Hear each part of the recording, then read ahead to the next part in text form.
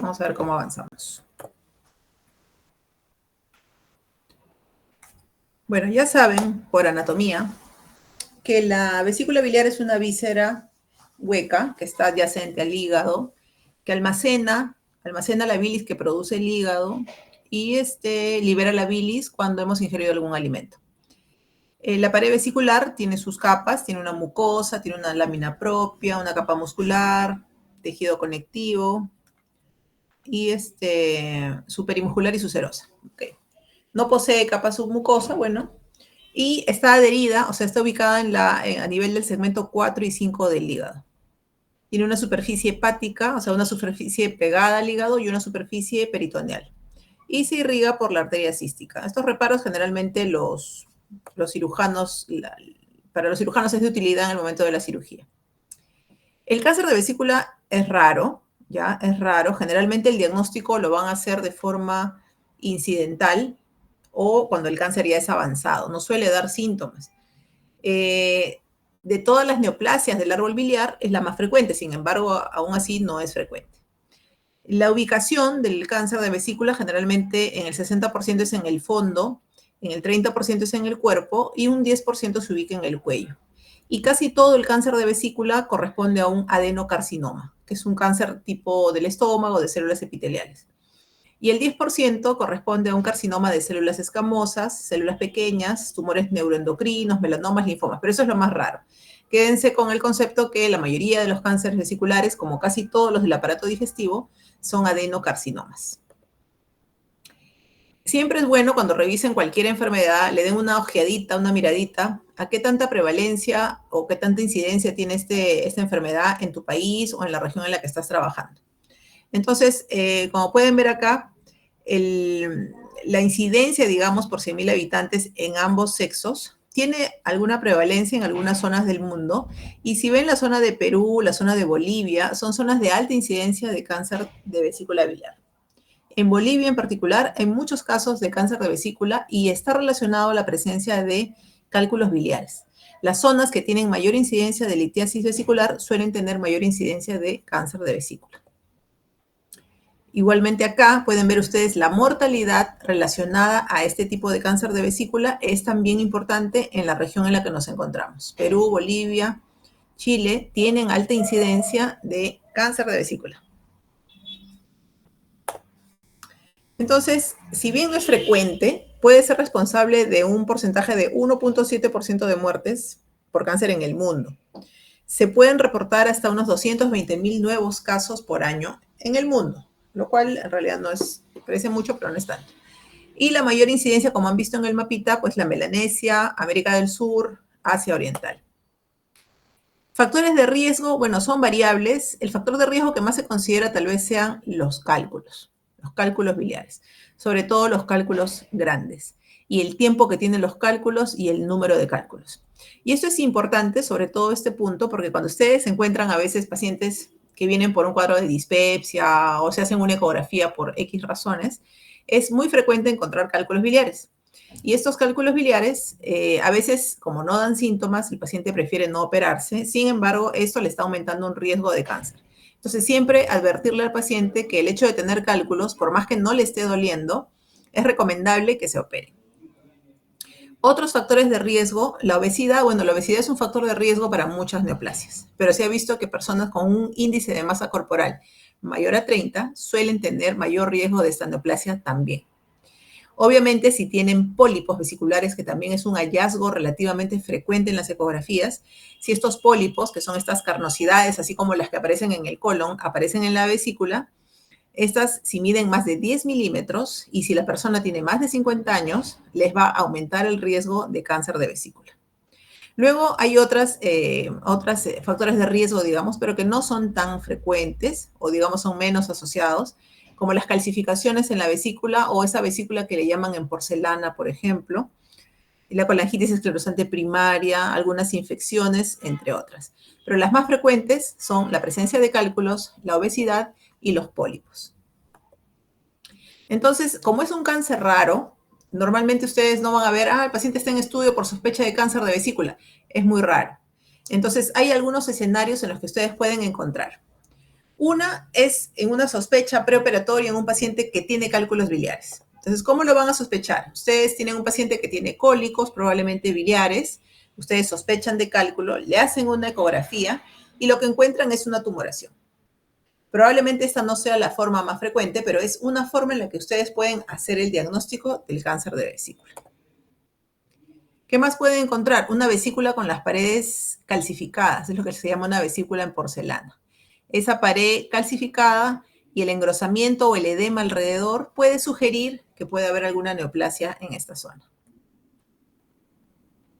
Igualmente en una tomografía, ustedes están viendo acá las paredes de la vesícula calcificadas y en una zona se ve una zona más irregular que podría hacernos suponer o sospechar que el paciente puede estar teniendo un cáncer de vesícula como causa de sus síntomas. Ese es un escenario. Tal vez no es tan frecuente. Más frecuente probablemente sea esta. El escenario 2 es en el intraoperatorio. Hay muchos pacientes que se operan todos los días por cálculos biliares. Tal vez es una de las cirugías más frecuentes que hacen los cirujanos. Entonces, ¿qué pasa? A veces entran a operar sus cálculos biliares y encuentran esto. Están levantando el hígado, están tratando de sacar la vesícula y ven esta vesícula con unas características con alteraciones del color, áreas de necrosis, hipervascularizada, que es muy sugestiva de un cáncer de vesícula. Entonces se convierte en un hallazgo intraoperatorio.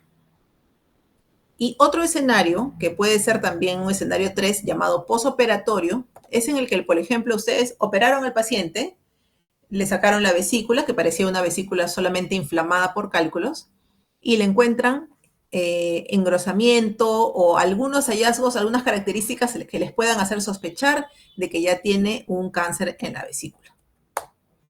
Entonces, a veces ustedes envían su vesícula al patólogo por cálculos, pero en la patología el patólogo encuentra estas áreas de necrosis y las mira en el microscopio y encuentra células sugestivas de un cáncer de vesícula. Igualmente acá, esto fue una vesícula extirpada por cálculos biliares, pero se encontraron áreas de engrosamiento, áreas tumorales que correspondieron a un cáncer de vesícula.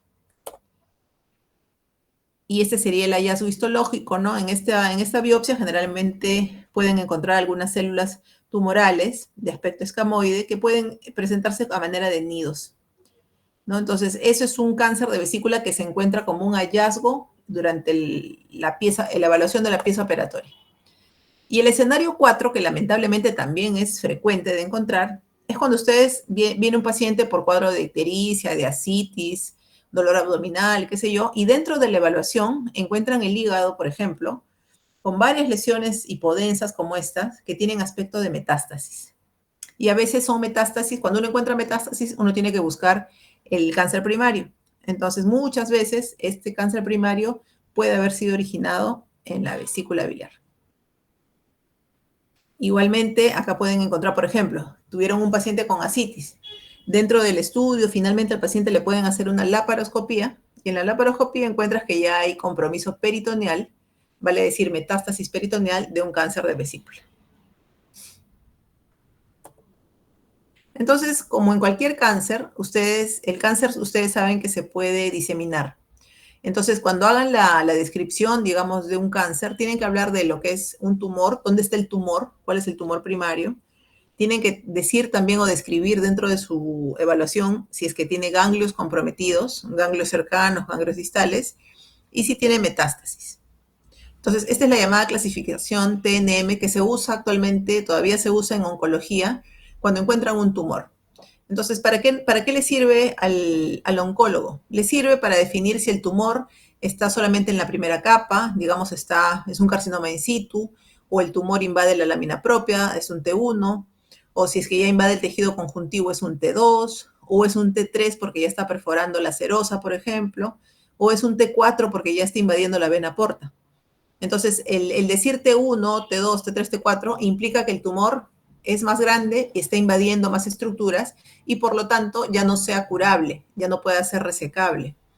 Igualmente los ganglios, ¿no? Cuando hablan de ganglios van a decir N0, N1, N2. Cuando hay metástasis a lo largo de la región perivesicular, por ejemplo, serían N1, pero si hay ganglios más distantes a nivel periaórtico, pericava o en la arteria mesentérica superior, ya sería un N2, lo que también les habla de un cáncer que está un poco más avanzado. Y la metástasis, obviamente, si es que hay metástasis, ya se considera un cáncer avanzado, que es un M1.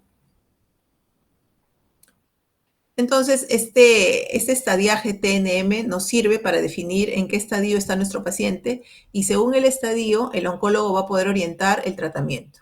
En los estadios 0 y 1, generalmente el paciente tú le puedes operar y consideras que se va a curar con esa operación. Pero en estadios más avanzados, generalmente los tratamientos son quimioterapia, radioterapia o algo más paliativo. La expectativa no va a ser la misma de un paciente que tiene un tumor temprano o un tumor avanzado. Entonces, ¿cuál es el mejor estudio diagnóstico cuando hay sospecha o hay diagnóstico de un cáncer de vesícula? Pues una resonancia magnética contrastada, obviamente, de abdomen y también una colangioresonancia para dibujar bien el conducto biliar. En caso no tengamos disponible el estudio de resonancia, pues hacer una tomografía. Y la ultrasonografía endoscópica o la ecoendoscopía, que es un examen que es como una endoscopía, pero es un aparato que tiene la posibilidad de hacer una ecografía dentro del abdomen. Es muy útil porque como el ecógrafo o el endoscopio se ubica cerca al duodeno, al páncreas, puede mirarlo porque es una zona cercana. Y se puede tomar biopsias también en caso de duda diagnóstica. Entonces, como hemos visto, los escenarios en los que diagnosticamos el cáncer de vesícula es muy difícil, es muy raro y suelen estar avanzados en el momento del diagnóstico. Lamentablemente, cuando encontramos, casi siempre es durante la cirugía o como una metástasis. Es muy raro o la suerte de que encuentren, sacan la vesícula y en las paredes de la vesícula tengan un tumor bien localizado. Eso es muy raro, bueno, puede suceder, pero es muy raro. La mayoría son avanzados.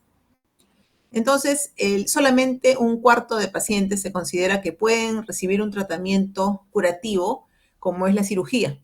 La cirugía se considera que es un tratamiento curativo, ¿no? Porque le sacas el tumor y ya está, se curó. Pero se considera que solo el 16% van a sobrevivir por más de 5 años. Claro, dependiendo del estadio tumoral, pero en promedio no es un cáncer con buena evolución. Si es un tumor in situ o un tumor temprano, un tumor que todavía no ha avanzado, o aquellos tumores que solo han invadido la lámina propia, es claro también que no se requieren estudios adicionales o una reoperación. Y en este caso en particular, pero es muy raro, sería una suerte que encuentren un tumor in situ, la sobrevida sí podría ser de un 95% a 5 años, o sea, prácticamente curarse del problema. Es raro. Entonces, cuando hacen la cirugía, bueno, esto ya lo verán de repente con más detalle cuando hagan su capítulo de su curso de cirugía. Lo que se recomienda es una resección oncológica extendida, ampliada, ¿no? En los pacientes con estadios T1B, T2, T3, que no tengan todavía enfermedad diseminada, o sea, que no tengan metástasis. Esto incluye la resección de la fosa de la vesícula biliar, disecar todos los ganglios linfáticos regionales y sacar también el colédoco. A eso le llaman una resección oncológica extendida en casos de cáncer de vesícula. Quimioterapia, bueno, ya recibir quimioterapia para un cáncer de vesícula en realidad no ha demostrado que va a mejorar el pronóstico del paciente. El único tratamiento aprobado con ensayos clínicos aleatorizados es un tratamiento que recibe gemcitabina y cisplatina cuando hay casos de metástasis o casos localmente avanzados. Lamentablemente el pronóstico del cáncer de vesícula, como casi todos los cánceres de la vía biliar, no es bueno. Entonces, como en todos los tumores, la sobrevida va a depender del estadio tumoral.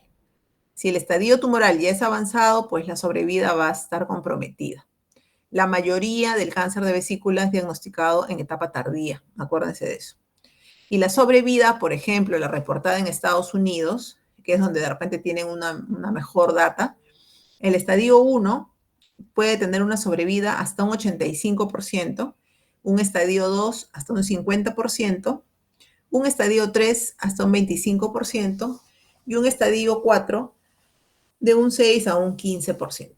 O sea, el pronóstico cada vez empeora conforme el estadio de la enfermedad es más avanzado en el momento del diagnóstico.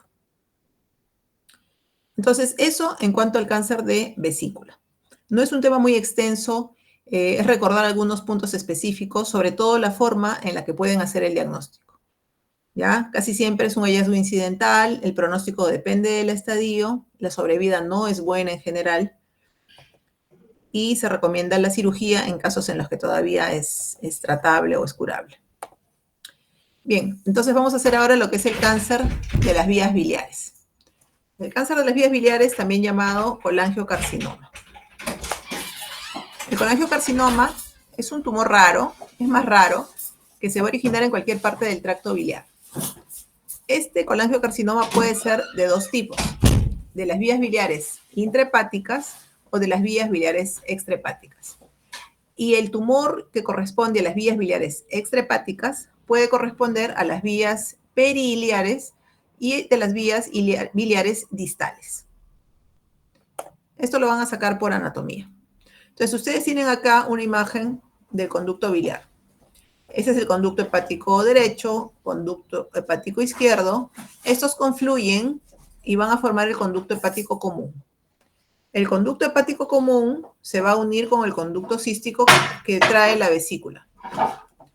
Y esto va a formar el conducto colédoco.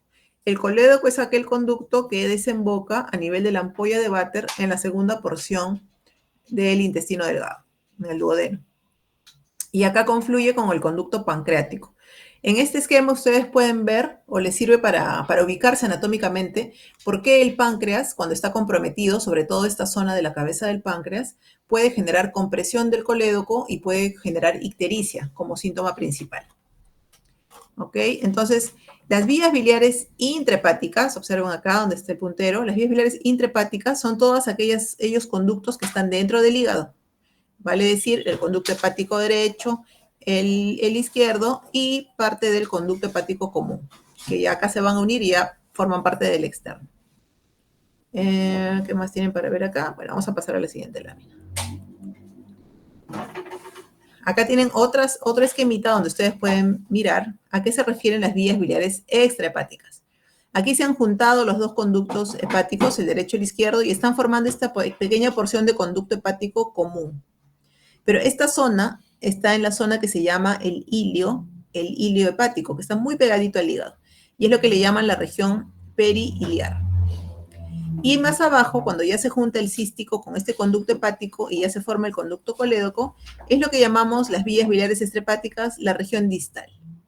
Entonces, dependiendo de la ubicación de los tumores, ustedes van a decir, es un tumor de la vía biliar, pero que se encuentra en la región periliar, o es un tumor de la vía biliar que se encuentra en la región distal. ¿Ok? Prácticamente todos estos conductos biliares, ya sean intrahepáticos o extrahepáticos, cuando estén comprometidos por un tumor, van a generar colestasis. La colestasis puede ser laboratorial, con elevación, ustedes ya saben, de fosfatasa alcalina, gamma-glutamil, y estos tumores suelen generar ictericia.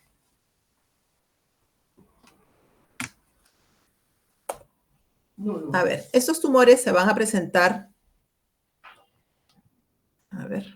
en un 95% de casos son adenocarcinomas.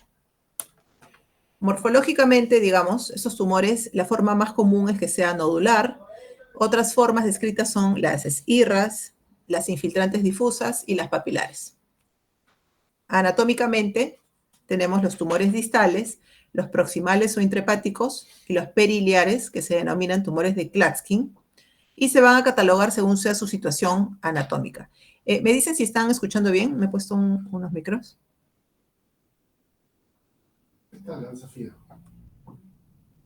Sí, doctora, escuchamos bien.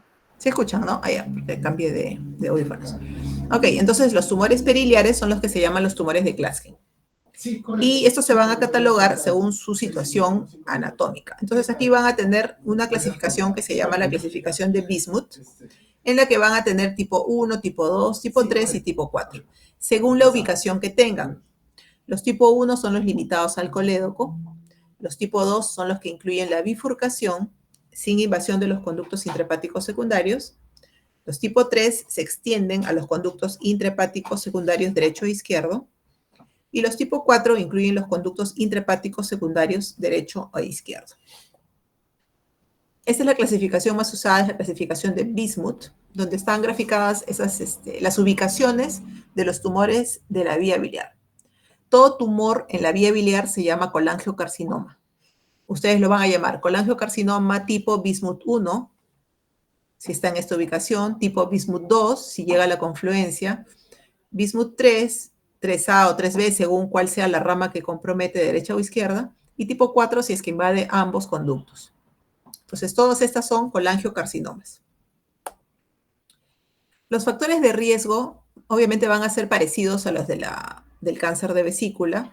Acá podemos agregar esta enfermedad, que es la colangitis esclerosante primaria, que como ustedes saben es una enfermedad autoinmune que afecta los conductos biliares, sobre todo los intrahepáticos, y por generarte una enfermedad, una inflamación crónica a este nivel, es un factor de riesgo para este cáncer. Los quistes de colédoco también están descritos como factores de riesgo para el cáncer. El quiste de colédoco es una malformación congénita con la que algunas personas nacen y a cierta edad les pueden empezar a dar síntomas y les aumentan el riesgo de cáncer de vía biliar. La colitis ulcerosa, como les comenté en la clase, puede estar relacionada a la colangitis esclerosante primaria, por lo tanto también es un factor de riesgo. Los cálculos, sobre todo los cálculos llamados hepatolitiasis, que son los cálculos que están dentro de los conductos hepáticos intrahepáticos, digamos. El hecho de haberse realizado una anastomosis bilentérica, algunas infecciones de las vías biliares, la fasciolasis hepática, las nitrosaminas en la dieta, la exposición a dioxinas. Entonces, existen también algunos factores hereditarios, que no son tan frecuentes, pero pueden estar presentes, ¿no? El síndrome de Lynch, llamado síndrome de Lynch, que es el síndrome de la familia cancerosa hereditario, y la papilomatosis biliar múltiple, que es cuando hay múltiples pólipos en las vías biliares, que tiene un desarrollo similar a la presencia de pólipos, como a veces encontramos pólipos en el colon, de la misma manera que estos pólipos en el colon pueden desarrollar un cáncer de colon. En este caso también la papilomatosis biliar múltiple puede ser un factor de riesgo para el colangiocarcinoma. Entonces, lamentablemente, esta enfermedad no suele dar síntomas hasta que está en etapas avanzadas. Por lo tanto, los síntomas, como ustedes van a ver ahí, son síntomas de una enfermedad ya colestásica, ya obstructiva. El paciente va a tener prurito, que es una característica típica de las colestasis. Puede haber dolor en el cuadrante superior derecho. Va a haber anorexia, fatiga, pérdida de peso. Y va a haber ictericia, generalmente, dependiendo de la ubicación, hasta un 90% de casos. Puede haber fiebre, porque como hay obstrucción de los conductos biliares, son pacientes que pueden cursar con colangitis. Puede haber cansancio, puede haber signos de falla hepática, y el examen físico de estos pacientes suele ser normal en un inicio. Pero si ya tiene síntomas, probablemente ya veamos un paciente adelgazado e ictérico. ¿Qué hacer con estos pacientes? En realidad, esto es manejo quirúrgico.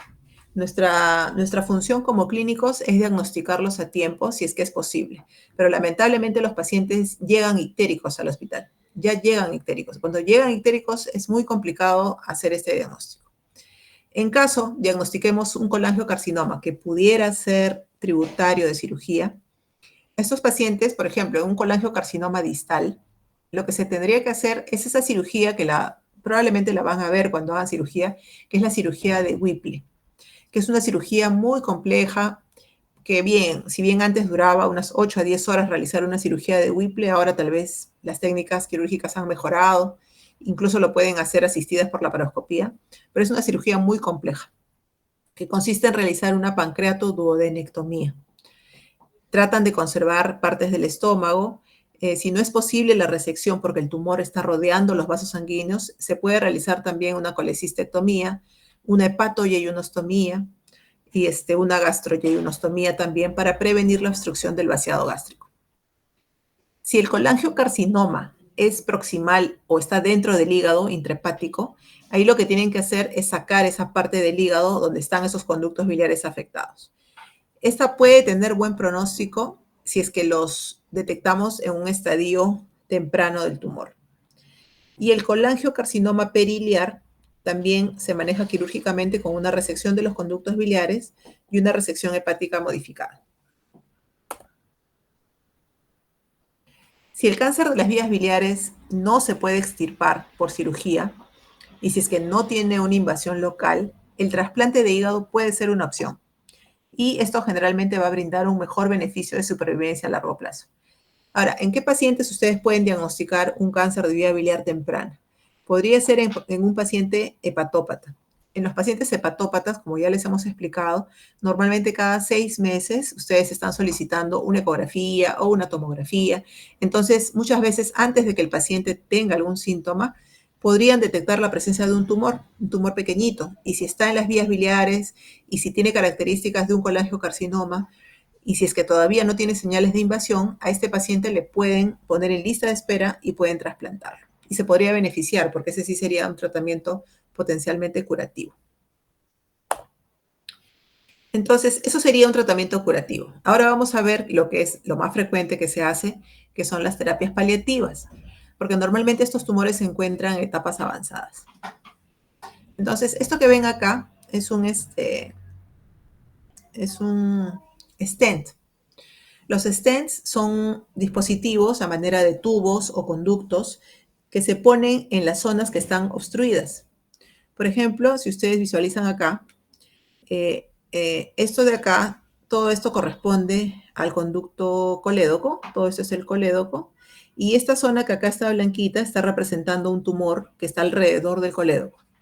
Entonces, como el tumor está invadiendo el colédoco, lo está apretando por afuera, ese paciente probablemente tenga ictericia. ¿Por qué? Porque la bilis no puede salir al duodeno.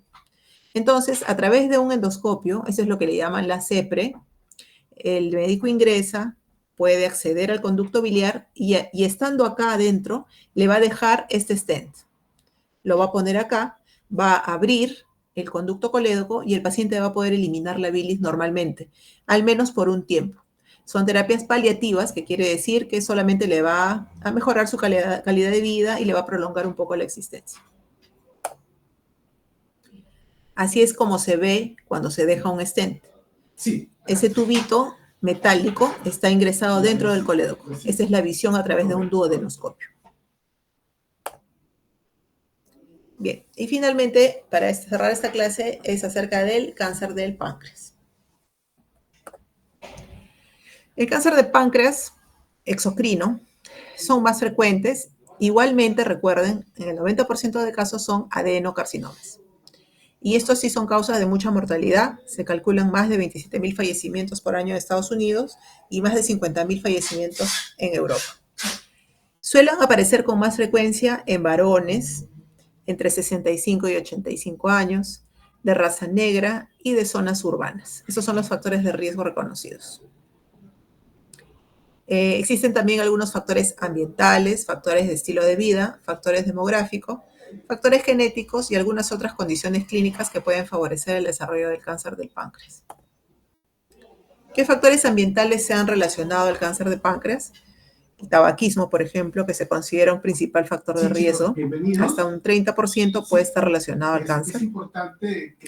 Una dieta alta en grasas, carbohidratos, carne, también es un factor de riesgo. El alcoholismo, sobre todo en pacientes que han desarrollado pancreatitis crónica. El consumo del café, esto es dudoso, pero han habido algunos reportes de mayor relación en poblaciones que consumen café. Y algunas exposiciones ocupacionales, como una exposición a disolventes y pesticidas. Factores demográficos que nos pueden favorecer la edad. En el 80% de los cánceres de páncreas se presenta entre los 60 y 80 años. Esto es más frecuente en hombres que en mujeres, acuérdense de eso, en una proporción importante de 3 a 1. Y es 2 veces más frecuente en la raza negra que en el resto de la población. Factores genéticos, bueno, hay algunas enfermedades genéticas. Se considera que hay un cáncer pancreático hereditario, una pancreatitis crónica hereditaria, el síndrome de Peutz-Jeghers, síndrome de Lynch, síndrome de ataxia telangiectasia, representan el 5 al 10% de los casos. La diabetes mellitus también se considera un factor de riesgo, existe un riesgo de 2 a 1 en pacientes con diabetes, ¿no? La obesidad también es un factor de riesgo, como para cualquier otra neoplasia, y algunos antecedentes quirúrgicos para que tengan en cuenta, como una gastrectomía parcial o una colecistectomía, sí, epidemiológicamente se han relacionado a mayor incidencia de cáncer de páncreas. Entonces, recordando, el 90% de los adenocarcinomas son ductales y la ubicación en el cáncer de páncreas es importante. Y el más frecuente, como pueden ver acá, hasta un 70% se presentan en la cabeza del páncreas. Y como está en la cabeza del páncreas, por contigüidad va a comprimir el colédoco y va a generar ictericia. Entonces, cuando un paciente tiene cáncer de páncreas, se va a presentar con un cuadro de ictericia y dolor abdominal. El cáncer en el cuerpo, en la cola, es menos frecuente, de un 20 a 25%.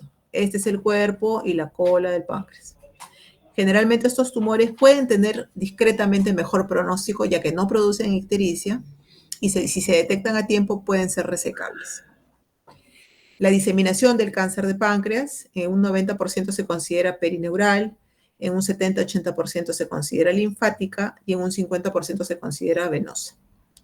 ¿Y pueden hacer metástasis? Sí, puede haber metástasis al hígado sobre todo, a los ganglios linfáticos regionales y al peritoneo. Entonces son pacientes que se van a presentar con ictericia, con ascitis, con metástasis hepáticas, generalmente.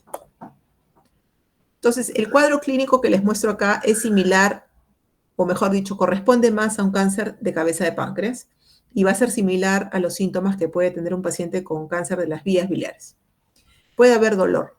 Ahora, el dolor en el cáncer de páncreas es muy típico y es muy lamentable, ¿no? Porque es un cáncer que genera mucho dolor, son pacientes que mueren con mucho dolor, con mucha necesidad de analgésicos en los últimos días de sus vidas. Es un dolor constante, localizado, es a predominio nocturno y aumenta con la ingesta de alimentos. La ictericia es importante por la obstrucción de la vía biliar y también va a haber ictericia cuando ya hay metástasis en el hígado. Esto empeora la ictericia. Va a haber una pérdida de peso importante y va a haber esteatorrea porque el páncreas exocrino pierde su función por afección del tumor. Entonces, los síntomas, como ya han visto, la pérdida de peso, la ictericia, el dolor abdominal, son los más típicos cuando se trata de un cáncer de la cabeza del páncreas. Cuando es un paciente que tiene cáncer en el cuerpo o en la cola, siempre la pérdida de peso es importante, el dolor, pero si ustedes ven la ictericia, casi acá no tiene mucha relevancia. Entonces, pérdida de peso, dolor y malestar general como náuseas, vómitos, debilidad en el cuerpo y cola, pero en el cáncer de cabeza de páncreas, la ictericia y el dolor son muy importantes. El diagnóstico, bueno, el examen, puede ser que en el examen nosotros ya lo sospechemos por el cuadro clínico del paciente. En ocasiones, pero es más raro, se puede encontrar una masa palpable. Y es importante en este caso, cuando sospechamos, solicitar algunos marcadores tumorales. El marcador típico es el CA199 y el antígeno carcino embrionario, que también sirve para colon, pero también puede elevarse en casos de cáncer de páncreas. Para el diagnóstico tenemos algunas imágenes que nos pueden servir, por ejemplo, la ecografía, pero la ecografía no es muy útil si los tumores son pequeños y si el paciente ha ingerido alimentos o tiene mucho gas intestinal, la ecografía no es un buen examen para ver el páncreas. En cambio, la tomografía es un buen examen, se considera el examen de elección para diagnóstico de cáncer de páncreas. La resonancia magnética también es un buen examen, no es tan empleada como la tomografía, pero es muy útil. La CEPRE básicamente no es un estudio diagnóstico, pero sí para poder realizar el drenaje biliar en caso de obstrucción, por ejemplo. La arteriografía selectiva se puede realizar para ver si hay compromiso vascular, porque como en cualquier cáncer, cuando este ya invade algún vaso sanguíneo, se considera que ya ha invadido o es avanzado y ya no es tributario de cirugía. Actualmente sí se prefiere realizar una biopsia del páncreas. Este PAF es una punción por aspiración con aguja fina que se refiere a tomar una pequeña muestra del tumor sospechoso del páncreas. Y con esto vamos a tener una confirmación histológica o citológica, dependiendo del tejido que saquemos, y nos va a permitir definir el diagnóstico y el tratamiento. Si es un cáncer de páncreas avanzado, igual el tener la biopsia le va a permitir al oncólogo poder dar algún tipo de quimioterapia paliativa. Entonces, en esta imagen de acá, ustedes pueden ver acá una imagen hipodensa que no se encuentra en la cabeza es acá, esta está en la cola del páncreas.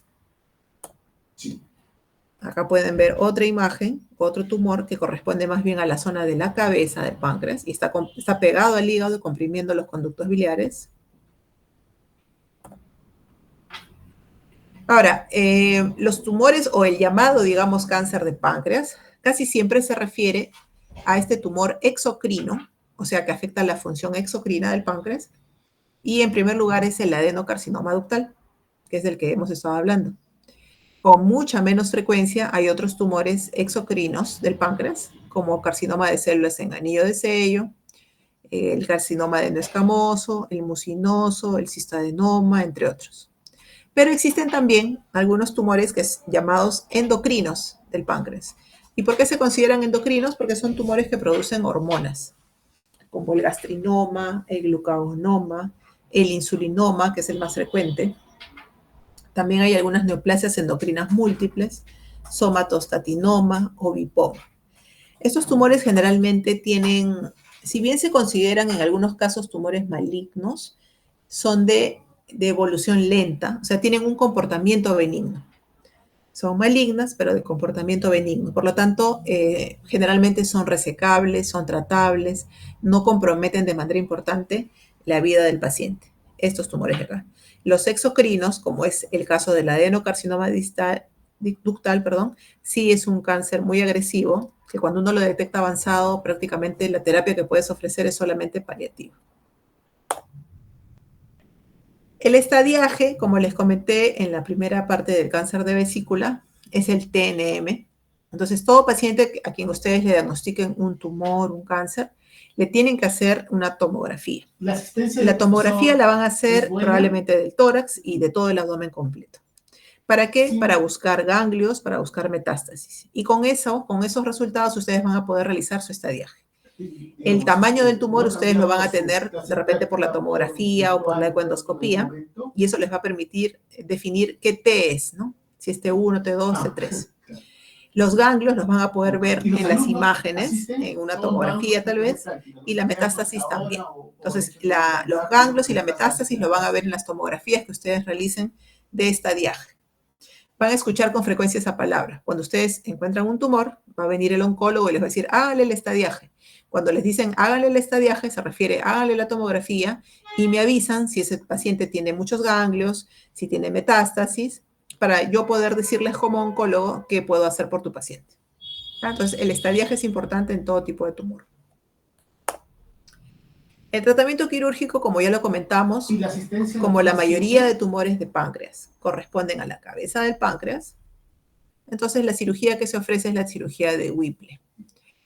Como ya han visto, la cabeza del páncreas anatómicamente está abrazada por el duodeno. Eso hace que sea difícil resecar solo el tumor.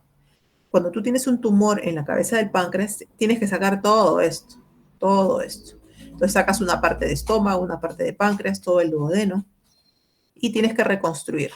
Haces una reconstrucción, haces una pancreático y yeyunostomía, una hepato y yeyunostomía, y una duodeno y yeyunostomía.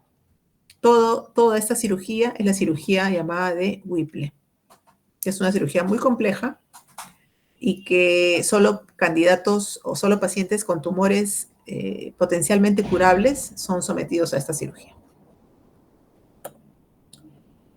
Entonces, ¿a quién consideras un paciente que se puede operar? Tiene que ser un tumor localizado y tiene que ser un tumor resecable. ¿Qué quiere decir eso? Pues que no tenga metástasis, que sea un tumor que solo esté en el páncreas, que no ha invadido los huesos, no ha invadido el hígado, que no tiene metástasis, que no esté invadiendo ningún vaso sanguíneo. Los tumores del páncreas con frecuencia pueden invadir la vena porta, por ejemplo, o la vena mesentérica superior, y esto hace que sea un tumor ya no resecable.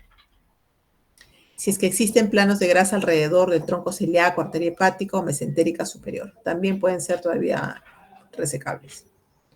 Pero los tumores con resecabilidad limítrofe, digamos que no tienen metástasis a distancia, tienen proximidad tumoral con la vena mesentérica superior y la vena porta, o tienen recubrimiento de la vena mesentérica y vena porta, o hay una oclusión venosa pero de un segmento corto, por un trombo tumoral pero en un segmento corto. O sea, estos son casos ya más, son temas más detallados que los tiene que tener en cuenta el cirujano si es que va a considerar a su paciente resecable o no. Entonces, obviamente, la metástasis, la invasión a vasos sanguíneos es lo más importante como criterio para que tú digas que es un tumor resecable. ¿Y qué es un tumor irresecable? Pues obviamente si ya tiene metástasis es irresecable. Si está recubriendo más de 180 grados de la arteria mesentérica superior al tronco celíaco, es irresecable. Si el cirujano calcula que no va a poder reconstruir esta oclusión de la vena mesentérica, ya no es resecable. Si está invadiendo la aorta, ya no es resecable. Igual, así sea en la cabeza, cuerpo o cola, la metástasis es el factor más importante que te hace que un tumor sea irresecable. Los nódulos, las metástasis a ganglios linfáticos, que están fuera de la zona peripancreática, digamos, ya también se considera que hace del tumor un tumor irresecable. Entonces, si ya no van a poder operar, al paciente tienen que darle algún tratamiento paliativo también.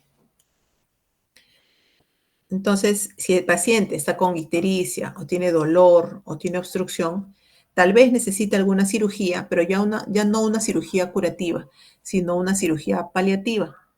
Una cirugía paliativa en el caso de un paciente con cáncer de páncreas puede consistir en hacer una derivación, una hepato-yeyuno-anastomosis, de tal manera que los fluidos o la bilis que sale del hígado se vaya de frente al yeyuno y se saltan toda la parte del colédoco, del páncreas, segunda porción duodenal, y se va de frente al yeyuno. Hacen una derivación hepato-yeyunal. Si eso es muy complejo o si el paciente ya tiene carcinomatosis, por ejemplo, tal vez el paciente ya no puede ser tributario tampoco de este tratamiento quirúrgico, quedan lo que son los drenajes. Entonces, como el paciente está ictérico como principal síntoma, lo que hay que hacer es eliminar la ictericia. Entonces, ¿cómo le eliminan? Hacer que la bilis salga por algún lugar. Entonces, en ese caso le pueden colocar una prótesis. Así como les comenté en el caso de cáncer de vías biliares, estas prótesis las van a colocar de repente en el conducto colédoco, si es que se puede, o también se realiza a través de un procedimiento de radiología intervencionista. Se puede colocar una prótesis transhepática percutánea.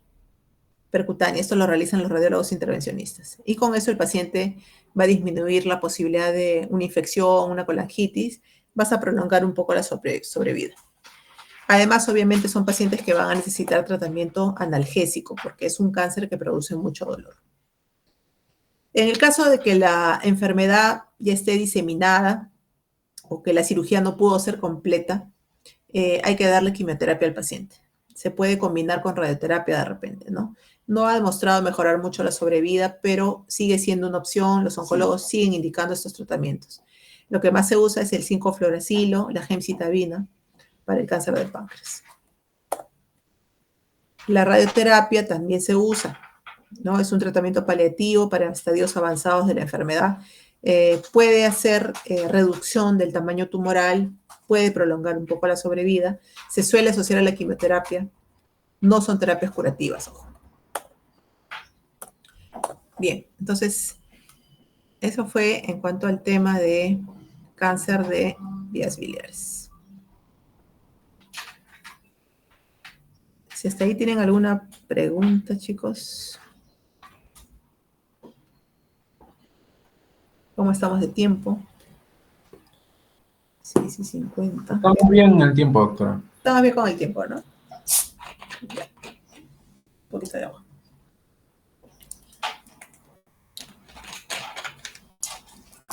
Bien, entonces recuerden los puntos más importantes del tema de cáncer de vesícula, de vías biliares. Casi todos son adenocarcinomas, casi todos son detectados en etapas avanzadas. Los factores de riesgo, revisen lo que es la parte más importante de cada neoplasia. Ya las terapias específicas las van a revisar probablemente en otros cursos, lo que es cirugía, lo que es oncología. Déjenme ver. Ya. Les voy a compartir.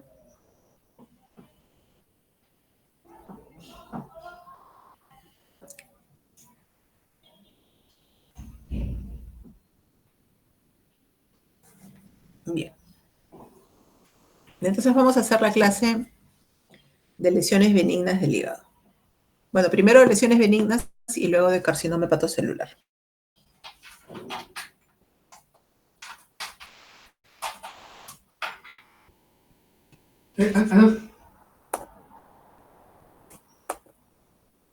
Exacto, sí. Claro, no voy a pensar de que, claro. Bien. Claro, no vayas a pensar que nosotros te damos ese crédito, Entonces, ese corresponde hay un término, a otra área. hay un término que deben siempre entender cuando escuchen ustedes. El paciente tiene una lesión focal. Cuando se refiere a una lesión focal, es un término que quiere decir que le han encontrado un tumor, un nódulo, una masa, algo que ocupa espacio en el hígado.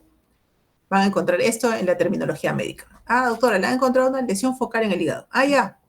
Esa lesión focal, ¿qué características tiene? Es lo primero que tienen que preguntar. ¿Es quística o es sólida? Y de esto va a depender que ustedes desprendan su abanico de posibilidades. ¿Ok? Entonces van a partir de esto. Lesión focal hepática. Una lesión focal hepática en general puede ser benigna o puede ser maligna. Entonces, para que ustedes puedan definir si es benigna o maligna, tienen que catalogarla. Ya. Vamos, primero, digamos que es una lesión quística. Si es una lesión quística, o sea, si su contenido es líquido, tienen que evaluarla con los distintos métodos diagnósticos que vamos a revisar, si es un quiste simple o es un quiste complejo. Si es un quiste simple, hay una entidad que se llama quiste biliar o quiste simple del hígado, que es un quiste que en realidad puede ser congénito, que no implica mayor molestia para el paciente, que suelen ser hallazgos en ecografía y que solo pueden operarse en caso crezcan mucho, que puede pasar. Hay pacientes que por algunas situaciones el quiste llega a crecer y necesita cirugía, pero no es lo habitual. Ahora, hay quistes caracterizados como complejos. Un quiste complejo puede ser un quiste hidatídico, puede ser un absceso, puede ser una poliquistosis hepática, puede ser un cistoadenoma y puede ser incluso un cistoadenocarcinoma. Entonces, un quiste, de hecho, en la mayor parte de casos es una lesión benigna, pero puede convertirse también en un quiste maligno. Exacto, sí. Ahora, los tumores sólidos o lesión focal sólida también pueden ser benignos y también pueden ser malignos, ¿ok? Los benignos, felizmente, son los más frecuentes. Son, por ejemplo, los tumores sólidos llamados hemangiomas, la hiperplasia nodular focal, los adenomas, esas son las lesiones benignas sólidas. Eso es importante. Y las malignas van a ser primarias o secundarias. Las secundarias son las conocidas metástasis y las primarias pueden ser el hepatocarcinoma, que vamos a hablar después de esta clase, o el colangiocarcinoma intrahepático, que es el cáncer que acabamos de revisar. Bien, entonces nos vamos a basar en este esquema para ir revisando la clase de ahora. Entonces, ¿cómo solemos encontrar estas lesiones focales? Generalmente es un paciente que se hace una ecografía, que suele ser el examen más común, y les van a encontrar incidentalmente la presencia de una lesión focal. Generalmente no producen síntomas, a menos que ya sean muy grandes. ¿Y cuándo dirán ustedes se consideran grandes? Generalmente entre 10 a 15 centímetros recién se considera una lesión grande que puede dar síntomas. Normalmente no van a dar síntomas. Y estas lesiones, como ya hemos visto, pueden ser quísticas o pueden ser sólidas. Entonces, vamos a ver primero las quísticas. Las quísticas casi siempre son benignas. Pueden ser no infecciosas o pueden ser infecciosas. Las no infecciosas, bueno, obviamente son benignas. Pueden haber neoplásicas benignas y malignas, y pueden ser traumáticas. Y las infecciosas pueden ser parasitarias, pero pueden ser también no parasitarias, como los abscesos piógenos o por hongos. Entonces, el quiste simple es la forma más común de lesión focal hepática. Si les preguntan esto, ¿cuál es el tumor más frecuente en el hígado o la lesión focal más frecuente en el hígado? Es el quiste. El quiste es muy prevalente en la mayoría de la población y no implican mayor síntoma, mayor riesgo para el paciente. No se conoce bien de qué se forma, cómo se forma, desde cuándo se forma. Probablemente sean desde el nacimiento. Generalmente no crecen, pero en algunos casos van a crecer como en esta imagen de acá. Y por más que sea grande, sigue siendo un quiste simple. ¿Okay? La mayoría son congénitos. La mayoría son procedentes de los conductos biliares hiperplásicos que no están conectados al sistema biliar. Estos quistes también son una enfermedad congénita que se asocia mucho a la poliquistosis renal, es la llamada enfermedad poliquística hepática, en la que el hígado se presenta con múltiples lesiones quísticas. ¿Por qué decimos quísticas? Porque ustedes están viendo que estas formaciones son hipodensas. Acá pueden ver este color, digamos, que es más negrito, a eso le llamamos hipodenso en una tomografía. Lesiones múltiples, lesiones hipodensas de diversos tamaños, ¿ok? Esa es una enfermedad poliquística hepática. Tiene que ser muy diseminada para que un paciente le dé síntomas. Normalmente no da síntomas. El problema de esta enfermedad quística hepática es que generalmente se asocia a la enfermedad poliquística renal. Y cuando compromete el riñón, suele causar insuficiencia renal y es un paciente que puede entrar en diálisis, en hemodiálisis, por problema de falla renal. El hígado más difícilmente se compromete por esta enfermedad. Sí puede llegar a un trasplante. Puede ser que aparezcan tantos quistes, pero tantos quistes que ya el paciente simplemente va perdiendo la función hepática, presenta colangitis a repetición. Entonces, en esos casos extremos, puede estar indicado realizar un trasplante de hígado por esta indicación, siendo una enfermedad benigna, pero por el tamaño y la cantidad de quistes puede necesitar cirugía o un trasplante.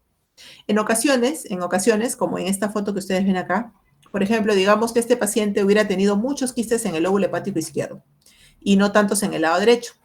Entonces, si esos quistes en el lóbulo hepático izquierdo le están generando mucho dolor o mucho malestar, llenura precoz, qué sé yo, pueden hacer una resección parcial del hígado, como en este caso, resección parcial del hígado, y con eso alivias temporalmente los síntomas de este paciente. Luego tenemos las formaciones quísticas consideradas neoplásicas, ¿ya? En estas pueden ser lesiones benignas, como el cisto adenoma biliar, y maligna, cuando ya le cambias el apellido y se pone cisto adenocarcinoma biliar. Diferenciarlas puede ser muy difícil hasta después de una operación. Entonces, cuando uno encuentra una lesión que parece un cisto adenoma biliar, primero probablemente le pida seguimiento, pero si la lesión crece o se mantiene, es mejor indicarle cirugía. Y en la cirugía recién tal vez tengamos un diagnóstico más claro si este quiste era benigno o era maligno. Les comenté que también habían unas lesiones quísticas traumáticas. Acá, por ejemplo, este es un bilioma, que puede suceder luego de un accidente de tránsito, un traumatismo abdominal, se rompe algún conducto biliar y se forma una colección de bilis dentro del hígado. Eso es un bilioma. Es una lesión aguda traumática que probablemente por la magnitud requiera drenaje quirúrgico. Igualmente, esto es un hematoma. En este caso se rompió de repente un conducto biliar y en este caso se debe haber roto una arteria o una vena y ha generado una colección de sangre dentro del hígado que se llama hematoma. Entonces, estas son lesiones agudas. La forma de distinguirlas, digamos, va a ser por la historia clínica, ¿no? Son pacientes que llegan luego de un accidente, de repente de tránsito, le hacen la tomografía y encuentran esto. No van a pensar, pues, que es un cistoadenoma, van a pensar que es una lesión focal hepática traumática. Luego tenemos esta lesión que es muy frecuente en nuestro país, que es el quiste hidatídico.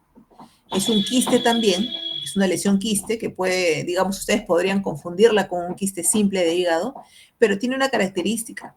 Tiene estas membranas internas que son muy típicas del quiste hidatídico. Obviamente estos pacientes tienen otro contexto, ¿no? Tienen ustedes que averiguar de dónde provienen, hábitos alimenticios, y tienen que hacerle pruebas serológicas para determinar la presencia de este parásito, que es el equinococos granulosos. Y bueno, acá tienen un paciente que ha sido operado y tienen acá las bolsas, ¿no? Que tienen que extirparse por completo. Cuando tú operas un quiste hidatídico, no tienes que aspirarlo, tienes que sacarlo todo, si es posible con un poquito de hígado, para que salga así completa tu bolsita, y con eso el paciente va a estar libre de enfermedad.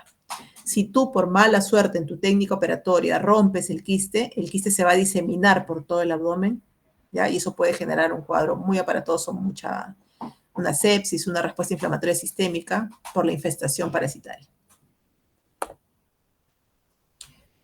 Luego tienen los abscesos hepáticos. Los abscesos hepáticos también son colecciones en el hígado, que generalmente es por bacterias. Puede ser también por amebas. Y eso se asocia, los abscesos piógenos tienen relación con la colangitis. La colangitis, como ustedes ya saben, es la presencia de una infección del conducto biliar y se debe generalmente a una obstrucción. Entonces, si ustedes tienen un paciente con coledocolitiasis, por ejemplo, y esa coledocolitiasis no la resuelven, el paciente no se hace CEPRE, no se opera, pasan las semanas, sigue con la coledocolitiasis, es posible que desarrolle abscesos hepáticos. Entonces, estas imágenes no son tan raras de ver en un paciente que está con un problema obstructivo del hígado de larga data. Es un absceso. Cuando el absceso es pequeño, a veces solamente con tratamiento antibiótico el paciente mejora. Pero si los abscesos son grandes, probablemente necesite una aspiración o una limpieza quirúrgica. Entonces, luego vamos a hablar, ya hemos visto ya todo lo que son las lesiones quísticas. Ahora vamos a ver lo que son las lesiones focales sólidas. Y acá también van a fijar algunas cuantas que son las más importantes. Las más comunes que van a ver en el hígado son el hemangioma hepático, la hiperplasia nodular focal y los adenomas hepáticos. Entonces, en realidad, como ya les he mencionado, de repente algunos de los grupos que han hecho su práctica en gastro, actualmente casi todas las lesiones hepáticas se pueden diagnosticar bien con una buena imagen tomográfica, una buena resonancia, sin necesidad de una biopsia. Casi siempre. En algunas ocasiones es necesario hacer una biopsia, sí, pero las lesiones de hígado están bien caracterizadas. Cada una de ellas tiene sus características peculiares que nos hacen fácil diagnosticarlas con una buena imagen. Entonces, el hemangioma, por ejemplo, es una lesión bien frecuente. Muchas personas que van a hacerse su ecografía por sospecha de cálculos y vienen asustados porque les han encontrado un tumor en el hígado. Entonces, cuando tú encuentras un hemangioma, lo que hay que ver es de qué está formado ese tumor. Los hemangiomas son los tumores hepáticos más frecuentes, ¿ok? En general, acuérdense también de ese dato. Los hemangiomas hepáticos son los tumores hepáticos más frecuentes. Hay una prevalencia alta, ¿ya? De 2.5% de todos los estudios tomográficos que se hacen. O sea, son un hallazgo frecuente en las imágenes. Y son más frecuentes en mujeres de mediana edad. Puede ser que exista un cierto crecimiento cuando la paciente toma o ingiere muchos estrógenos y progesterona. Generalmente son tumores únicos y podrían dar síntomas, pero generalmente depende del tamaño, que hay un error, y no suele ser lo habitual. Entonces, ¿cómo se va a ver? En la ecografía generalmente se va a ver como una imagen hiperecoica. ¿Por qué hiperecoica? Porque es hipervascularizada. Un hemangioma, como su nombre lo dice, está formado por vasos sanguíneos. En la tomografía y en la resonancia se van a ver como masas homogéneas bien demarcadas al aplicarle el contraste. Como son lesiones muy vascularizadas, el contraste lo van a captar claramente. Ahí tienen una imagen ecográfica de un hemangioma. Y estas son imágenes de un hemangioma con contraste. Están viendo que hay una captación periférica del hemangioma. Acá también se empieza a llenar todo, se va poniendo blanquito. Es por la presencia de muchos vasos sanguíneos en ese tumor. Entonces, nos podría parecer un tumor maligno. Sin embargo, por las características de la captación del contraste, ya un buen radiólogo les podrá explicar claramente que esto corresponde a un hemangioma benigno del hígado, que no necesita cirugía. El segundo tumor más frecuente del hígado se considera la hiperplasia nodular focal. ¿Okay? Y este tiene una prevalencia de un 3% en estudios realizados en necropsias. También este tumor tiene más tendencia a aparecer en mujeres adultas. Tampoco se sabe la patogénesis, no se entiende por qué sucede. Y cuando son lesiones grandes, tienen una característica de que tienen una especie de cicatriz en la parte central del tumor. En ecogenicidad, en ecografía no es muy clara. Generalmente el ecografista no va a poder definir qué es. Sí, correcto. Pero con la tomografía sí. Van a ver claramente que hay lesiones hipodensas con captación homogénea del contraste en la fase arterial. Y en la resonancia va a haber una retención del contraste en la fase hepatobiliar. ¿No? Acá tienen una imagen de hiperplasia nodular focal. Y esa zona central que están viendo ahí es la zona de la cicatriz central. Esa es una imagen muy típica de una hiperplasia nodular focal. Es una lesión benigna que tampoco se opera. Igualmente en la resonancia, pueden verla, tiene esa característica típica de la hiperplasia que es esa cicatriz central. Por más que sea grande la lesión, no se asusten que esta es una lesión benigna. El tercer tumor benigno más frecuente viene a ser el adenoma hepático. Su prevalencia no está calculada, pero este adenoma sí tiene una relación fuerte con el uso de los anticonceptivos orales. Esta prevalencia de 1 en 1.000.000 aumenta 4 veces en las usuarias de anticonceptivos orales. Si la paciente ha estado tomando anticonceptivos más de 24 meses, esta relación causa-efecto es mucho mayor. También se ha visto que hay relación con la ingesta de esteroides androgénicos y enfermedades de depósito de glucógeno. Pueden crecer, pueden ser nódulos solitarios, pero pueden llegar a medir hasta 15 centímetros. Algunos tumores tipo adenoma, sobre todo los grandes, y que están, por ejemplo, localizados cerca de la cápsula hepática, pueden romperse, pueden causar una hemorragia. Entonces hay que tener en cuenta eso. Y se ha documentado, por eso es que hay un poco de controversia en cuanto al tratamiento. Se ha reportado que estos podrían desarrollar o generar o degenerar en un cáncer de hígado. Sin embargo, esto no es muy claro. Los cirujanos actualmente no consideran que el adenoma hepático sea de necesidad quirúrgica. Se sigue considerando un tumor benigno. ¿Ya? Entonces, acá tienen también características del adenoma hepático. Sin contraste se va a ver como una lesión hipodensa.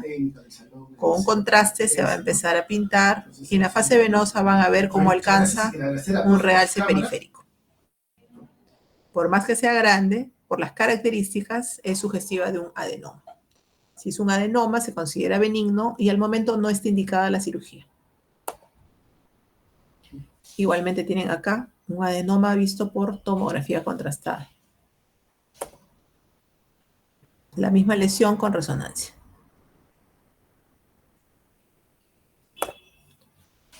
Gracias. Bien, entonces eso fue la parte de las lesiones benignas, que no es muy extenso, no es muy extenso.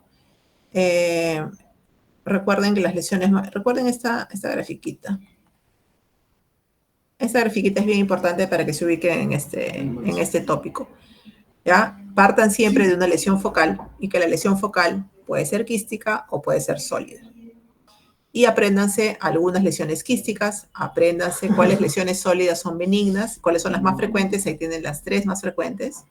Pueden haber más, pero recuerden estas, apréndanse estas que son las más frecuentes, sus características y en qué grupo de pacientes está más relacionado. Acuérdense del uso de los anticonceptivos, que también suele ser pregunta de examen. Y en esta área de las lesiones sólidas, hemos hablado de las lesiones benignas, ¿ok? Ahora vamos a hablar de algunas de las malignas. Las malignas, como les comenté, en el hígado los tumores metastásicos son muy frecuentes. Metastásico quiere decir que es un tumor, por ejemplo, que se generó en el páncreas, en el colon, en el estómago, y ha hecho metástasis en el hígado. Esos son tumores también, tumores hepáticos, pero llamados secundarios. Eso no es motivo de la clase. El motivo de la clase de ahora va a ser los tumores primarios. Dentro de los tumores primarios está el hepatocarcinoma y está el colangiocarcinoma intrahepático, del cual ya hemos hablado. Entonces nos quedaría tocar el tema del hepatocarcinoma.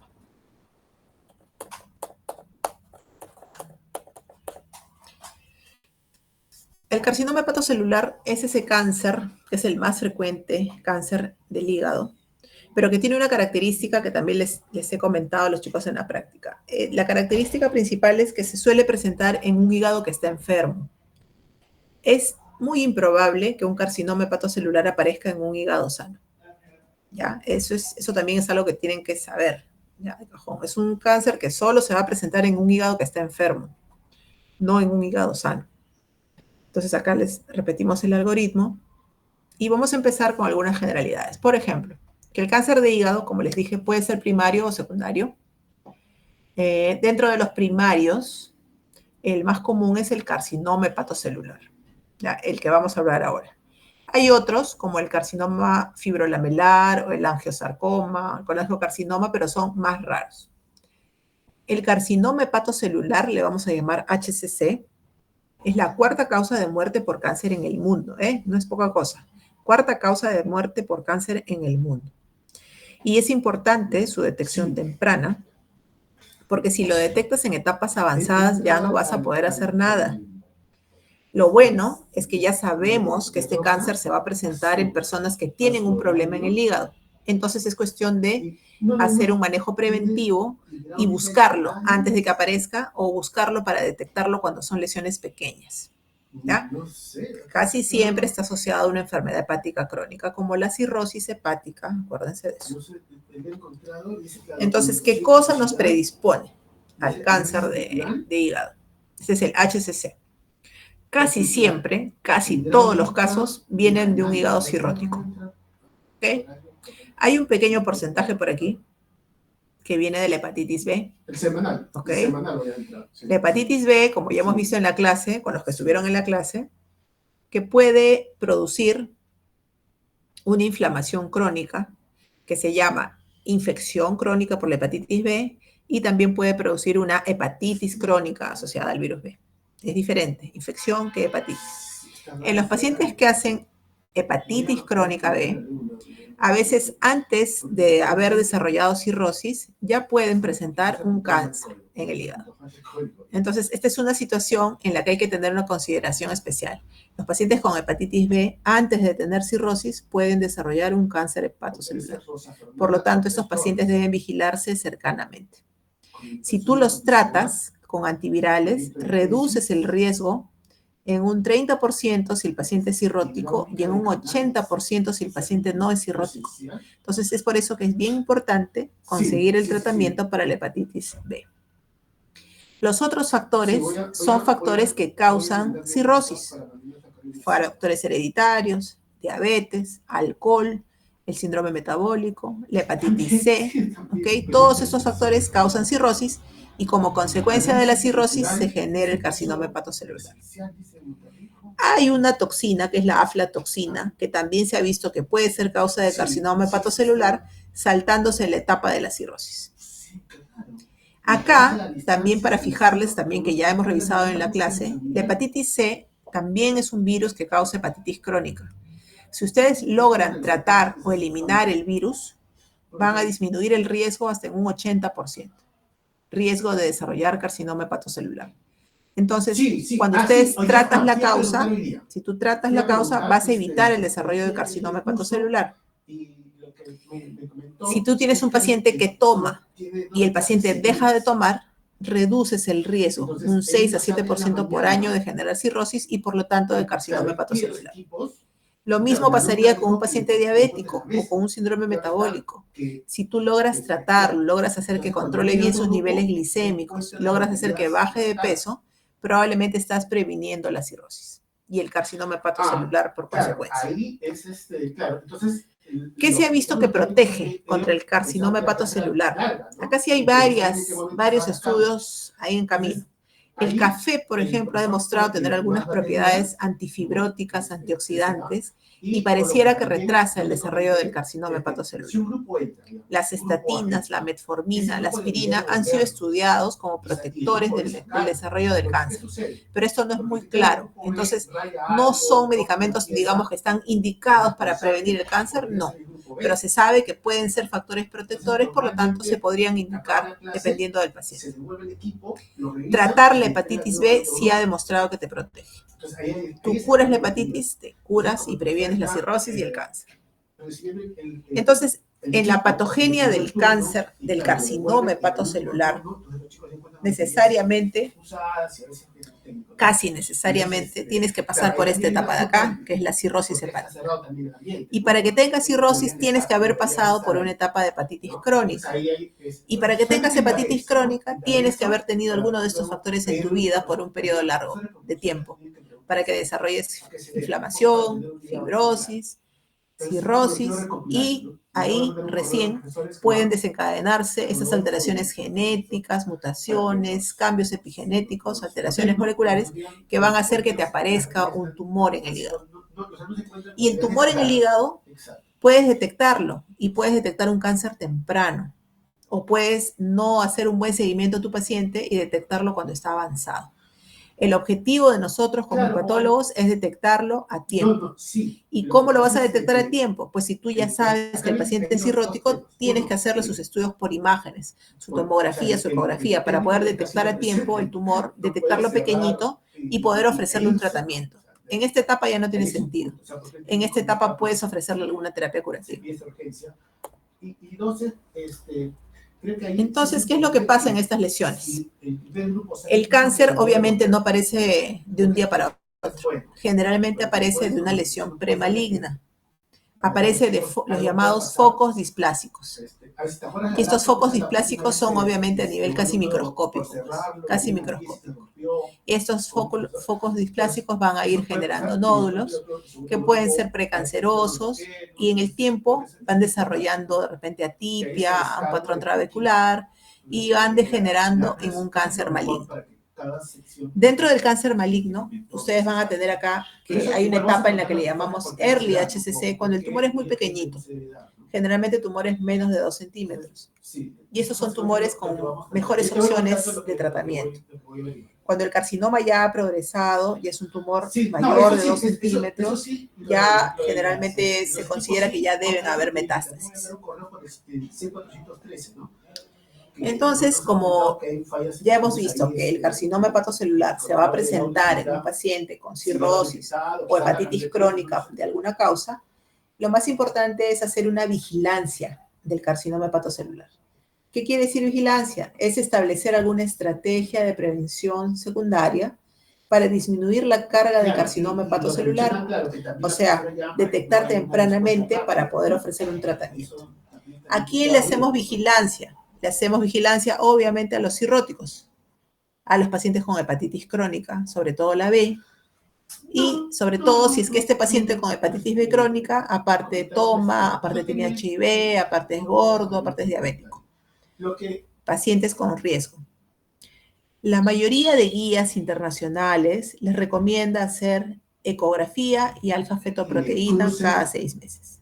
La alfa-fetoproteína es el marcador tumoral que suele elevarse en el carcinoma hepatocelular.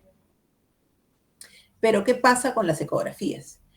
Nosotros estamos viendo en los últimos años, lamentablemente, la calidad de la ecografía o del ecografista no permite que detectemos lesiones tumorales a tiempo. En el último año hemos optado como una medida del servicio, digamos, en el hospital, el realizar tomografías una vez al año a los pacientes. Y se han detectado varios casos de carcinoma hepatocelular avanzado en pacientes que tenían una ecografía de los últimos 6 meses y en los que no se le vio ninguna lesión tumoral. Entonces, en realidad, la ecografía tiene que ser realizada por una persona especializada que tenga la intención de buscar un tumor hepático, y cuando nosotros le pedimos que nos haga la ecografía al paciente, tenemos que decirle, por si acaso, por favor, doctor, búscame un tumor en el hígado. Si quieres, no mires el páncreas, pero búscame el hígado, busca si tiene un tumor. Porque a veces nosotros también como médicos pedimos ecografía de abdomen completo. Entonces, ¿el doctor qué va a hacer? Se va a poner a medir el riñón, a medir el vaso, a medir la porta, a medir la vesícula, y no va a buscar lo que nosotros queremos que encuentre. Entonces, si nosotros tenemos al cirrótico y lo que queremos es que nos busque el tumor, pónganle claramente en su solicitud de examen, búscame un carcinoma hepatocelular en este hígado. O si no, pidan una tomografía, que es un examen con mejores respuestas.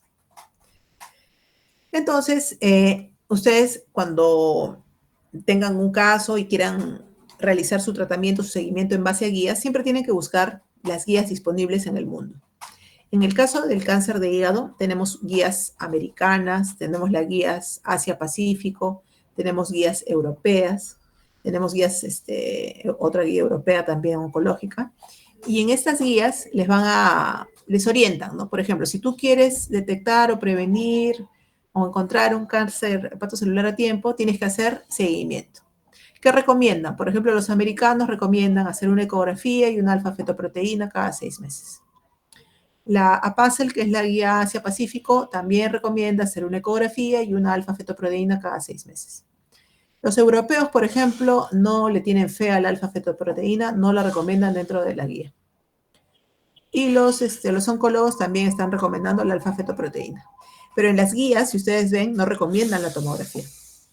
Probablemente tienen más confianza en sus ecografistas que nosotros.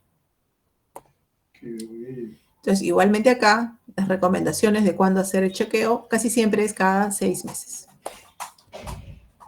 Entonces, el diagnóstico del carcinoma hepatocelular, como les comenté al inicio de la clase, Actualmente no requiere biopsia. Tal vez antes, años atrás, era necesario tener una biopsia, como en cualquier tipo de tumor, para poder definir la estirpe y para poder orientar la quimioterapia y el tratamiento. En el caso actual del carcinoma hepatocelular, no es necesario realizar la biopsia. ¿Por qué? Porque las tomografías, que ahora se realizan en 3 fases, llamadas el examen trifásico, les van a hacer una captación, digamos, del contraste en la fase arterial, en la fase venosa y en la fase portal. Entonces, ustedes van a tener una forma de captación del tumor. Entonces, el carcinoma hepatocelular tiene una característica muy típica que se pinta muy rápido en la fase arterial. Es hipercaptador en la fase arterial. ¿Ok? Es hipercaptador en la fase arterial. ¿Y pero qué pasa? En la segunda etapa, digamos, en la fase de equilibrio, el tumor va a tener un aspecto similar al adyacente. Pero en la fase tardía, digamos, venosa, se va a lavar. Eso se llama washout. Se lava. O sea, todo el contraste que captó acá en la fase arterial se elimina rápidamente. Y el tumor queda otra vez, por así decirlo, hipodenso. Y al borde se está formando una cápsula o una pseudocápsula, que también es característica del carcinoma hepatocelular. Entonces, como tenemos este patrón de captación del contraste, ya no se necesita biopsia, ¿ok? Este es un concepto que también tienen que tener claramente, que el carcinoma hepatocelular actualmente no requiere una biopsia hepática, salvo situaciones especiales. Entonces, también les he comentado a algunos grupos que existe actualmente el LIRADS. El LIRADS es el Liver Imaging Reporting and Data System. El radiólogo, el tomografista, el que hace su informe de tomografía o de radiología, les debe informar cuando encuentra un tumor qué tipo de LIRADS es. Si él pone LIRADS 1, probablemente está describiendo tal vez un adenoma hepático, una lesión benigna, con 100% de certeza.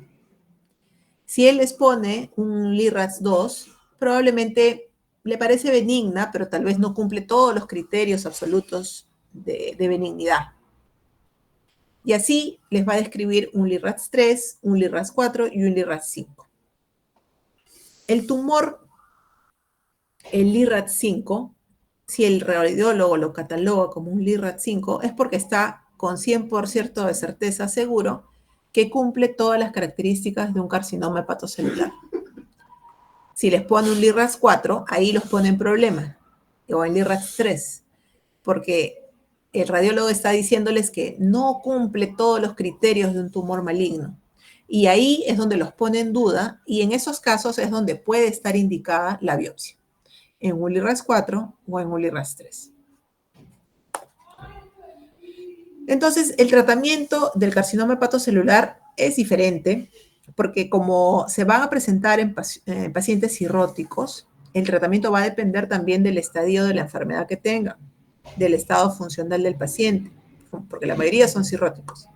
Entonces, para el carcinoma hepatocelular lo que se utiliza es la estrategia del Barcelona Clinic Liver Cancer.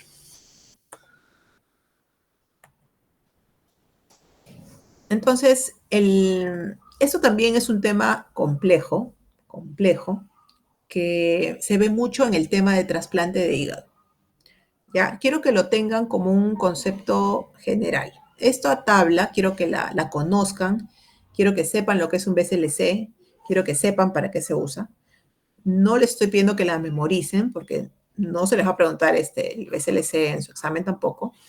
Pero quiero que sepan que el sistema de Barcelona es un buen sistema que te permite valorar qué tipo de tratamiento le puedes hacer a un paciente con carcinoma hepatocelular. Por ejemplo, digamos que es un paciente que tiene un tumor único, que es un tumor chiquito, digamos que mide 1 centímetro, tiene buena función hepática y tiene un PS0, que quiere decir que es su estado funcional del paciente es súper bueno, súper normal. Entonces, si es un paciente, estamos hablando que son cirróticos todos, ¿ah? Pero el tumor es chiquito, el paciente de repente es un Chai-La o tiene un MEL10, digamos, no sé, es un paciente que está en buen estado general. A ese paciente tú le puedes ofrecer tratamientos que pueden ser curativos. le puedes hacer una ablación del tumor, que consiste en quemar el tumor, o lo puedes mandar a operar al paciente. Si tú le haces ablación o lo operas, a este paciente tú le estás ofreciendo una sobrevida grande, de más de 5 años. Hablar de sobrevida en cáncer, decir que tiene una buena sobrevida a 5 años, es muy bueno, ¿ok? Es muy bueno. Entonces, poder detectar un tumor chiquito a tiempo y poder curarlo es lo ideal. Eso se llama estadio 0 del Barcelona. Si estamos en un estadio A, por ejemplo, tenemos que el tumor puede ser único o puede tener 2 a 3 nódulos, pero pequeños, y es un paciente que también tiene buena función hepática. Entonces, la única diferencia con este es que puede tener tumor más grande o puede tener varios tumores, pero también tiene una buena función hepática. Entonces, en este caso, ¿qué le pueden ofrecer al paciente? Si es un tumor único, y si es un paciente que está en buen estado como para operarse, le puedes ofrecer la resección. Y la resección es un buen tratamiento curativo, porque tú le sacas el tumor y es como si lo estuvieras curando al paciente. Lo dejas con su cirrosis, pero lo estás curando, el tumor. Por acá tenemos otra opción. ¿Qué pasa si el paciente ya no es un buen candidato para cirugía? Ya no es, digamos, porque tiene varices, porque tiene mucho sangrado varicial, qué sé yo. Lo consideras que ya no es buen candidato a cirugía, entonces lo evalúas para ver si es un candidato a trasplante.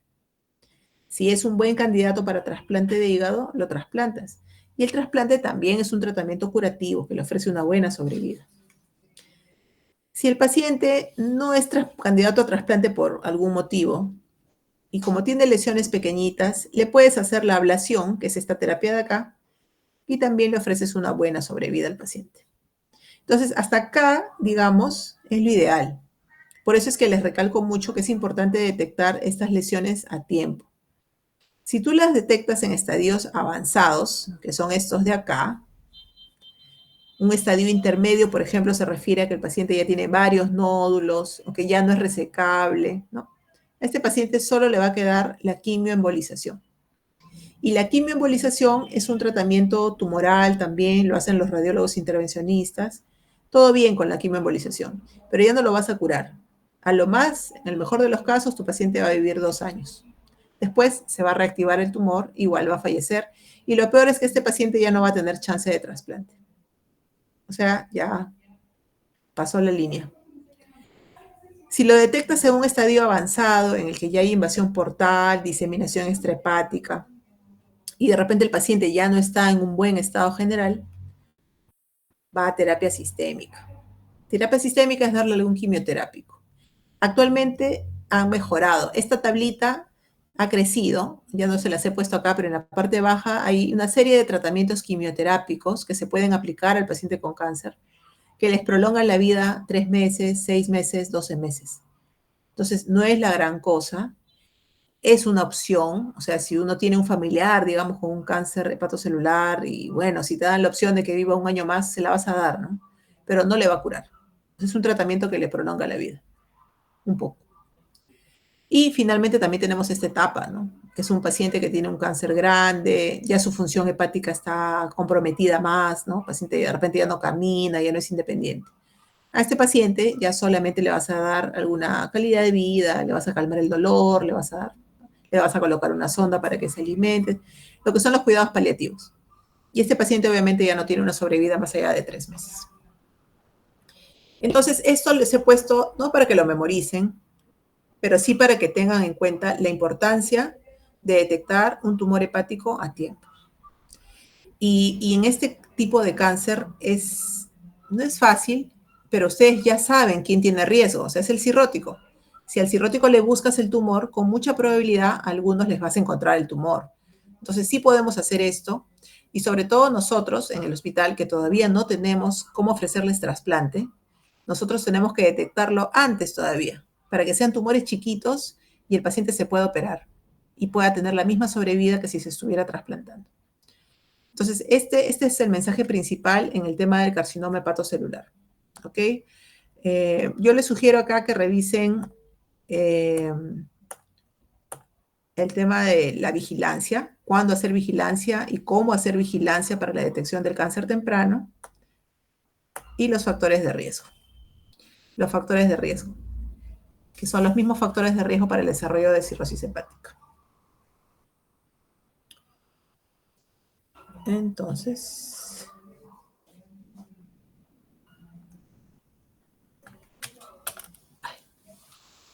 eso sí sería ya la clase que teníamos pendientes.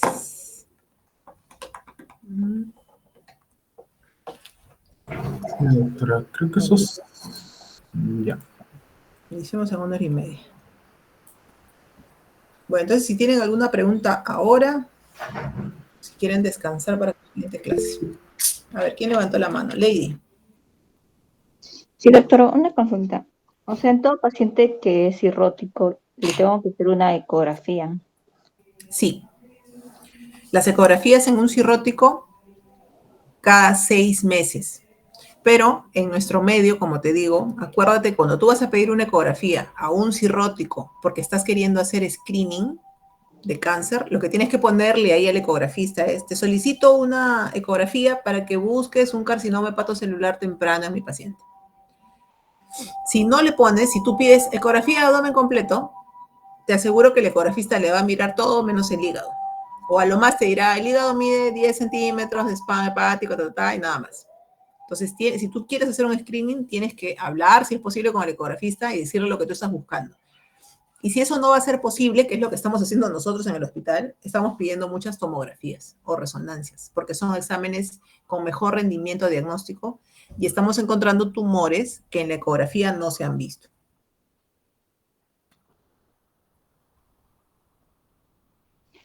Ok, doctora, y, o sea, solo se guían por el tamaño de, digamos, en la ecografía que ven el tamaño de nódulo nada más. En la ecografía, sí. Ujú. En la ecografía, lo único que tú quieres es que te detecten el nódulo. Te pueden detectar un nódulo de 3 centímetros o de 10 centímetros. El ecografista no te va a poder decir si es un carcinoma hepatocelular. Si el ecografista te detecta el nódulo, ya con eso positivo, tú vas a pedir de todas maneras o tomografía o resonancia. Porque esos exámenes sí te van a poder describir claramente cómo es el tumor. Si capta contraste, si no capta contraste, si se lava, si no se lava.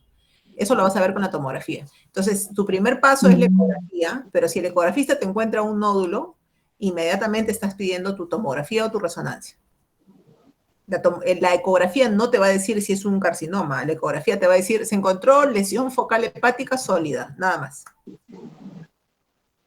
Ah, ok, ya, entonces, luego de la tomografía, si eso no es tan específico, ahí recién haría la biopsia, dijo, ¿no? Sí, si la tomografía no te dice que es un LIRAT 5, también acuérdense de los LIRATs. El LIRAT 5 es el LIRAT que te dice: esto es un cáncer de hígado. Si te dicen es un LIRAT 4 y es un tumor grande, lo que tienes que hacer probablemente sea una biopsia hepática. Ok, doctora, muchas gracias. Ya, Lady, de nada. Carlos Luna. Sí, doctora. Doctora, ¿y a qué se debe que, supongamos que tienes o sea, hay un hepatocarcinoma de un paciente, pero sin metástasis? Entonces, si le hace un trasplante de hígado, ¿por qué la sobrevida sigue siendo tan baja? Si no tiene hígado, si no hay cáncer. ¿Cómo que no te entendí? O Si sea, es un lo que yo tumor, entiendo es que a viene ver, un hepatocarcinoma, pero que ajá, está solo localizado en el hígado, y se ya, le, se le extrae el hígado y se le pone otro hígado, o sea, se hace un trasplante. ajá. ¿Por qué la sobrevida, si está en estadio 2 o 3, por qué la sobrevida sigue siendo tan baja? No es baja. ¿A qué te refieres con baja? ¿Con que sea más de 5 Porque, años? ajá, dice más, no, en el estadio 2 y 3 decía más de 2,5, más de 12 meses. No, pero no, no, no. En toda la primera parte, si es un estadio temprano, si lo operas, si le haces resección o si lo trasplantas, la sobrevida es mayor de 5 años. A eso se refería. Mayor de 5 años, dice. No quiere decir que va a vivir 5 años, ¿ah? Mayor a 5 años. Cuando tú haces una sobrevida mayor a 5 años, es una buena terapia curativa. No es malo 5 años, es bueno 5 años. Y cuando tú haces trasplante, la sobrevida, siempre que cuando ustedes encuentren una bibliografía sobre sobrevida, se la van a dar en función de 5 años. ¿Cuál es la sobrevida de tus pacientes a 5 años? Ah, mi sobrevida es 80% a 5 años, 90% a 5 años. Entonces, el mensaje es ese. Esos pacientes que se hacen trasplante, que se hacen ablación, que se hacen resección, a 5 años la mayoría va a estar vivo. La mayoría, a 5 años. Eso no quiere decir que a los 5 años se van a morir. Eso solo quiere decir que a los 5 años van a estar vivos. Los estudios epidemiológicos en cáncer se miden en función de la sobrevida a 5 años. No quiere decir que solo van a vivir 5 años.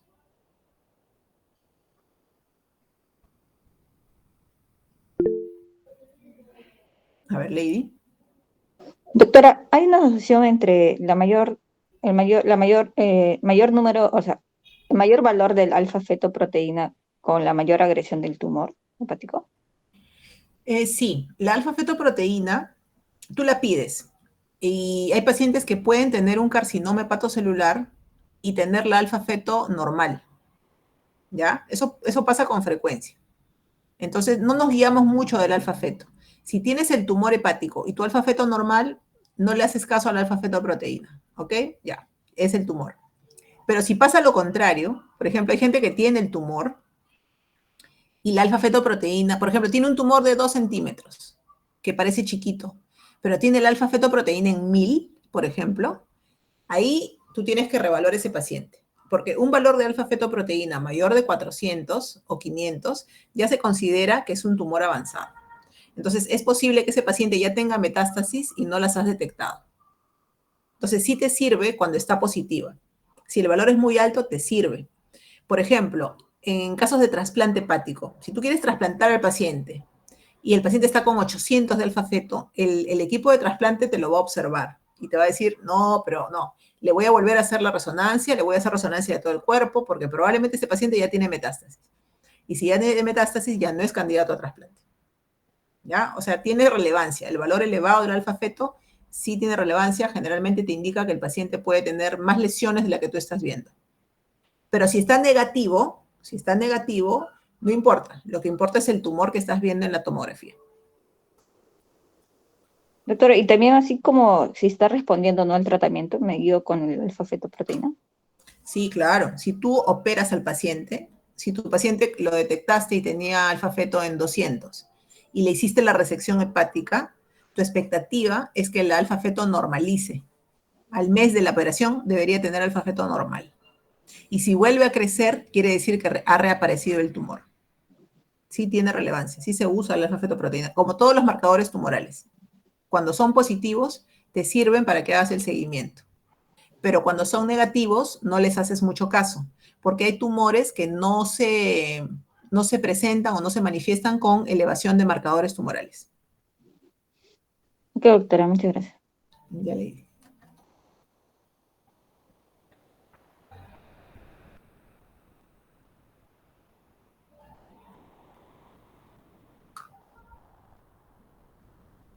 Bien, Ernesto, si no hay preguntas, dime tú.